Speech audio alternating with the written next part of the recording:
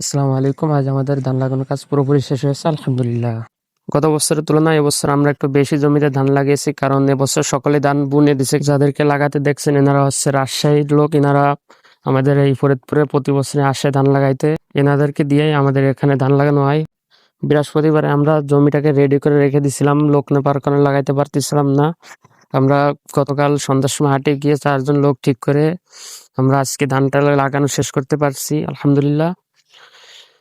আমরা একটু ভয়ে ছিলাম যে যদি বৃষ্টি নামে তাহলে তো ঝামেলা, লাগাইতে পারবে না। তো আজকে আকাশ মেঘলা মেঘলা ছিল, কিন্তু তারপরে বৃষ্টি নামে নাই, যেহেতু আজ আমাদের কাজটা শেষ করতে পেরেছি।